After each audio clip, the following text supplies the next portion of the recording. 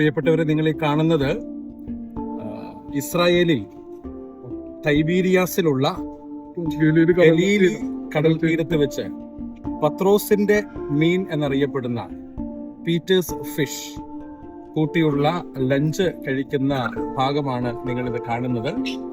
ഈ മീനാണ് ഗലീലി കടൽ തീരത്ത് വെച്ച് പിടിക്കുന്ന മീനെന്നും 2000 വർഷങ്ങൾക്ക് മുമ്പ് ഈശോയുടെ കാലത്തും അതിപ്പോഴും അവൈലബിൾ ആണെന്നും ഇത് ലഞ്ചിനോട് കൂടെ നൽകപ്പെടുന്നു എന്നുള്ളതുമാണ് ഇതുമായി ബന്ധപ്പെട്ടുള്ള ബിബ്ലിക്കലി അല്ലെങ്കിൽ ഹിസ്റ്റോറിക്കലി നമുക്ക് പറയാൻ സാധിക്കുന്ന ഒരു പ്രധാനപ്പെട്ട കാര്യം. ഇവിടെ ധാരാളം പേര് ഇപ്രകാരം ഫിഷ് കൂട്ടി, പത്രോസിന്റെ മീൻ കൂട്ടി ഭക്ഷണം കഴിച്ചുകൊണ്ടിരിക്കുന്നു. അവരെ നിങ്ങൾക്ക് കാണാൻ സാധിക്കും. ഇന്ത്യയിൽ നിന്നുള്ള വലിയ ഒരു വിഭാഗം വിശുദ്ധ നാടുകളിൽ